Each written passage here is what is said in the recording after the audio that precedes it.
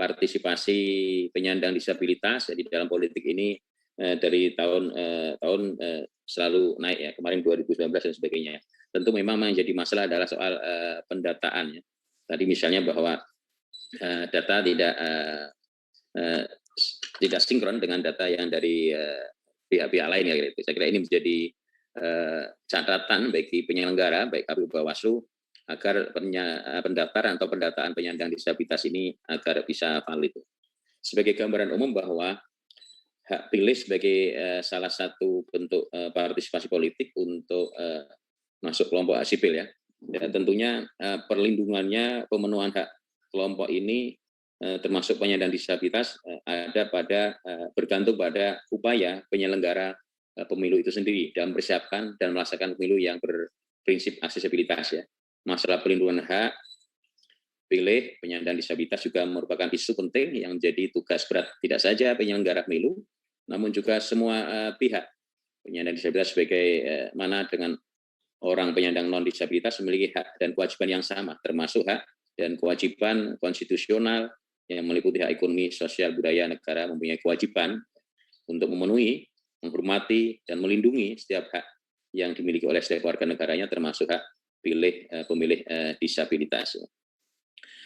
Kalau kita merujuk pada ketentuan Undang-Undang 8 tahun 2016, pengertian disabilitas adalah setiap orang yang mengalami keterbatasan fisik, intelektual, mental, dan atau sensorik dalam jangka waktu lama yang dalam berinteraksi dengan lingkungan dapat mengalami hambatan dan kesulitan untuk berpartisipasi secara penuh dan efektif dengan warga negara lainnya berdasarkan kesamaan hak. Kemudian bahwa hak pilih pemilih termasuk di dalamnya adalah pemilih disabilitas tanpa terkecuali. Saya kira tidak hanya hak memilih saja, hak dipilih juga sama dimiliki oleh penyandang disabilitas. Ya. Hak pilih pemilih ini tentu warga negara Indonesia yang sudah usia 17 tahun lebih atau kawin atau sudah pernah kawin mempunyai hak memilih. Kemudian penderita gangguan jiwa atau ingatan permanen yang tidak bisa terdaftar sebagai pemilih dalam pilkada sepanjang ada surat keterangan ahli kejiwaan.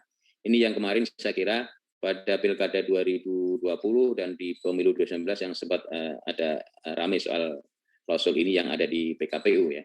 Kemudian pemilih yang mengikuti pemungutan suara di TPS adalah pemilih yang memiliki kartu tanda penduduk elektronik atau surat keterangan. Nah, perlindungan hukum atas perlindungan hukum atas hak pilih bagi penyandang disabilitas saya kira sudah ada berbagai regulasi ya. Dari terkait Convention of Rights of Persons with Disabilities di CRPD juga ada, kemudian di Undang-Undang Nomor 39 juga ada tentang HAM, kemudian di Undang-Undang 7 2017 Undang-Undang Pemilu itu sendiri sudah memuat misalnya soal mengisyaratkan agar TPS ditentukan lokasinya di tempat yang mudah dijangkau, termasuk oleh penyandang disabilitas, tidak menggabungkan desa dan memperhatikan aspek geografis, serta menjamin setiap pemilih dapat memberikan suaranya secara langsung, bebas dan rahasia. Kemudian pasal 356 ayat 1 ya, dan 7 menjelaskan bahwa pemilih disabilitas netra, disabilitas fisik yang mempunyai halangan fisik lainnya pada saat memberikan suaranya di TPS dapat dibantu orang lain atas permintaan pemilih. Artinya sekali lagi regulasi sudah menjamin itu. Lanjut. Kemudian pemilih disabilitas ini sering menghadapi hambatan-hambatan yang membatasi atau mencegah akses mereka antara lain. Ya. Keterbatasan dalam mengakses informasi pemilu. Saya kira ini hasil pengawasan kami. Kemudian ada jadi keterbatasan dalam mengakses informasi pemilu. Kemudian keterbatasan pengetahuan dalam mengakses nama-nama peserta pemilu. Caleg, ya, kan saking banyaknya. Kemudian tak tersedianya sejumlah instrumen teknis pemilu yang dapat menjangkau pemilih disabilitas. Saya kira ini yang ada di teknis di TPS ya. Kemudian struktur sosial dan budaya masyarakat yang masih menganggap rendah tanda kutip ya kelompok pemilih disabilitas. Kemudian pendataan terhadap penyandang disabilitas serta jumlah dan posisi penyandang disabilitas yang tidak terpetakan. Sehingga banyak pemilih penyandang disabilitas yang tidak terdaftar dalam daftar pemilih tetap. Saya kira ini yang tadi disampaikan Mas Aji ya, seperti itu kondisinya. Berikutnya adalah politik penyandang disabilitas dalam pemilu yang kadang terabaikan untuk didaftar guna memberikan suara. Ya. Yang tadi misalnya ketika di data, kemudian masih keluarga yang tidak terbuka, ya. Kemudian hak akses ke TPS, karena TPS-nya terlalu jauh, tidak aksesibel, kemudian hak atas pemberian suara yang rahasia, kemudian hak untuk dipilih menjadi anggota legislatif, hak atas informasi termasuk informasi tentang pemilu. Ya. Ini yang kadang di dalam praktek terabaikan. Ya. Permasalahan yang sering dialami oleh kelompok penyandang disabilitas di dalam pemilu ini adalah soal tadi pendataan untuk pemilih penyandang disabilitas dalam pemilihan. Ya. Kondisi dari kebanyakan kelompok penyandang disabilitas yang hidup berpindah, ya, bekerja dan tidak menetap di alamat yang tercantum dalam kartu tanda penduduk membuat hak pilih kelompok penyandang disabilitas menjadi tidak terpenuhi. Saya kira ini menjadi tanggung jawab penyelenggara ketika dalam proses awal untuk pemutahiran data pemilih, ya. Memang harus aktif, ya, bagi petugas Pantarlih atau PPDB. Kemudian aksesibilitas TPS yang kurang ramah bagi penyandang disabilitas. Terdapat beberapa permasalahan yang berhubungan dengan aksesibilitas TPS bagi kelompok penyandang disabilitas, seperti lokasi yang sulit diakses oleh penyandang disabilitas karena berada di perbukitan atau berada di tengah lapangan yang berumput, serta akomodasi yang layak. Kondisi tersebut akan mempersulit kelompok penyandang disabilitas untuk mengakses TPS. Tadi misalnya dalam pemilu 2019, hasil pengawasan temuan Bawaslu menemukan sekitar hampir 2.300 lebih itu kan, yang TPS yang tidak akses. Saya kira ini sebuah fakta empiris yang harus kita perbaiki ketika nanti kita menghadapi pemilihan serentak tahun 2024. Apalagi bahwa kita belum juga bisa menerka atau berasumsi apakah pemilu 2024 nanti sudah bebas dari COVID atau tidak. Kalau kemudian masih COVID, saya kira ada beberapa hambatan soal pandemi COVID ini bagi akses penyandang disabilitas. Tadi misalnya Mas Haji sampaikan misalnya soal bagaimana kalau memakai masker dan sebagainya, ya, ini juga menghambat komunikasi. Berikutnya adalah sejumlah masalah lain adalah soal pendidikan pemilih tidak inklusif penyandang disabilitas. Saya kira ini artinya penyelenggara juga partai politik harus bisa melakukan pendidikan pemilih yang tidak inklusif itu, ya. Kemudian petugas tidak ramah disabilitas. Kemudian kampanye tidak ramah disabilitas. Ya. Saya kira ini harus ada terobosan bagi peserta pemilu, baik pileg maupun pilpres nantinya maupun pilkada, harus membuat metode-metode kampanye yang ramah disabilitas. Apalagi kalau di tengah pandemi COVID, ya, tentu akan lebih banyak metode kampanye yang sifatnya daring atau virtual. Maka dalam konteks itu harus metode-metode yang ramah disabilitas. Kemudian kebingungan terhadap terminologi itu sendiri. Lanjut, ya, aturan dalam Undang-Undang 7 2017 pasal 5 menyebutkan bahwa penyandang disabilitas yang memenuhi syarat mempunyai kesempatan yang sama sebagai pemilih sebagai calon anggota DPR, artinya hak yang sama bagi penyandang disabilitas, hak politik baik sebagai pemilih maupun dipilih. Dan saya tambahi juga, saya kira juga tidak hanya sekedar hak untuk memilih dipilih, tetapi hak juga menjadi penyelenggara, ya. Saya kira punya hak yang sama. Penjelasan ayat tersebut yang dimaksud dengan kesempatan yang sama adalah keadaan yang memberikan peluang dan atau menyediakan akses kepada penyandang disabilitas untuk menyalurkan potensi dalam segala aspek penyelenggaraan negara dan masyarakat. Lanjut. Kemudian pasal 350 ayat 1 dan 2, pemilih untuk setiap TPS paling banyak 500 orang. Ya.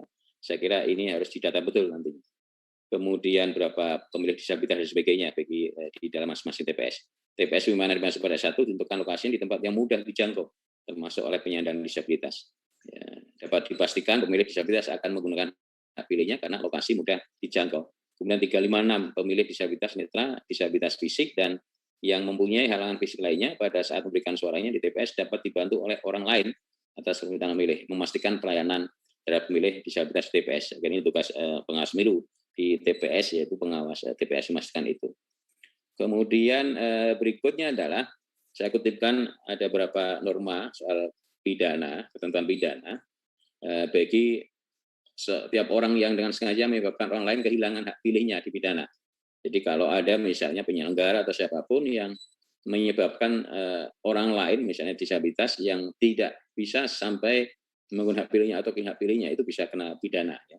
Kemudian setiap anggota 512, misalnya setiap anggota KPU provinsi sampai Bawaslu maupun pengawas TPS, ya, dalam melakukan pemutahiran daftar pemilih, penyusunan dan pengumuman daftar pemilih sementara, perbaikan dan pengumuman daftar pemilih sementara perbaikan, penetapan dan pengumuman daftar pemilih tetap, daftar pemilih tambahan, daftar pemilih khusus dan atau rekapitulasi daftar pemilih tetap yang merugikan warga negara Indonesia yang memilih hak pilih sebagaimana pada 2020 kena pidana. Ya, artinya ini warning bagi penyelenggara pemilu agar jangan sampai kemudian orang yang misalnya penyandang disabilitas sejak sampai terdaftar di dalam DPT dan tidak bisa menggunakan hak pilihnya. Jadi kan ada ketentuan-ketentuan pidananya. Berikutnya adalah soal pendataan pemilih disabilitas. Saya kira harus punya prinsip akurat, tidak ada kesalahan keterangan dalam penulisan, kemudian mutakhir berdasarkan informasi akhir dan berkelanjutan, kemudian komprehensif muat pemilih MS, membuang pemilih TMS, dan transparan menyampaikan dan menerima masukan banyak pihak. Di dalam pilkada di pemilu sebelumnya ada klausul, ada tulisan tunadaksa, tunanetra, tunarungu, dan sebagainya, tunagaita, disabilitas lainnya.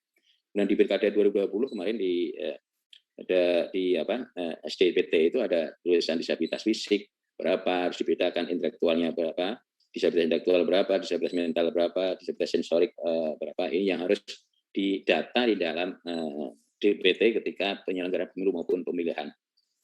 Kemudian selanjutnya adalah partisipasi penyandang disabilitas. Upaya Bawaslu meningkatkan partisipasi penyandang disabilitas adalah pelibatan dalam kegiatan penyusunan peraturan. Ya.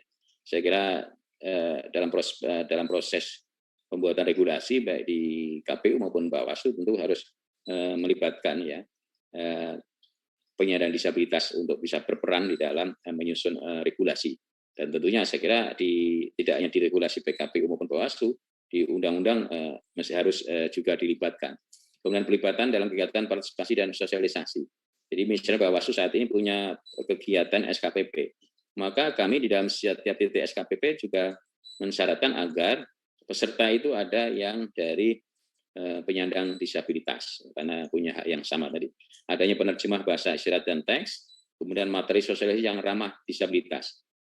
Jadi materi pun harus ramah disabilitas. Itulah upaya-upaya yang dilakukan oleh Bawaslu dalam rangka untuk meningkatkan partisipasi penyandang disabilitas. Berikutnya adalah layanan pemilu akses oleh pengawas TPS.